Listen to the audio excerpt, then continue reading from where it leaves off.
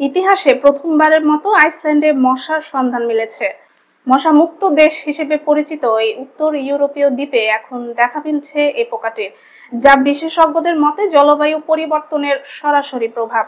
আইসল্যান্ডের natural science ইনস্টিটিউটের কীটতত্ত্ববিদ Matheus আলফ্রেডসন জানিয়েছেন, এক গবেষকের পাঠানো নমুনা পরীক্ষা করে তিনি 3টি মশা শনাক্ত করেছেন, 2টি স্ত্রী ও একটি পুরুষ। এগুলো কিডাফেলে অঞ্চলের কিউসে ওয়াইন ফাঁদে ধরা পড়ে। আলফ্রেডসন বলেন, এটি আইসল্যান্ডে পাওয়া প্রথম প্রমাণিত মশা প্রজাতি। দীর্ঘদিন ধরে আমরা সন্দেহ করছিলাম, কিন্তু এবার নিশ্চিতভাবে শনাক্ত করতে পেরেছি। বিজ্ঞানীরা আগে থেকেই আশঙ্কা করেছিলেন যে উষ্ণায়নের কারণে একদিন আইসল্যান্ডেও মশা দেখা দিতে পারে। দেশটিতে জলাভূমি ও পুকুরের মতো প্রজনন ক্ষেত্র থাকলেও ঠান্ডা জলবায়ুর কারণে এতদিন মশার বেঁচে থাকা সম্ভব হয়নি।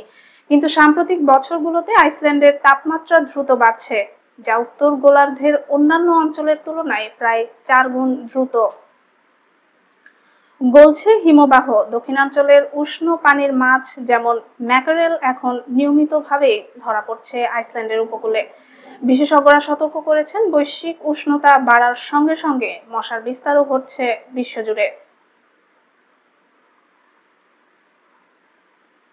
সম্প্রতি যুক্তরাজ্যে মিশরীয় মশার ডিম এবং এশীয় এডিস মশা শনাক্ত হয়েছে, যেগুলো ডেঙ্গু, জিকা ও চিকুনগুনিয়ার মতো গ্রীষ্মমণ্ডলীয় ভাইরাস ছড়াতে সক্ষম। গার্ডিয়ানের প্রতিবেদনে বলা হয়েছে, আইসল্যান্ডে মশার এই আবির্ভাব শুধু একটি স্থানীয় ঘটনা নয়, এটি জলবায়ু পরিবর্তনের গভীর প্রভাবের এক নতুন সতর্ক সংকেত।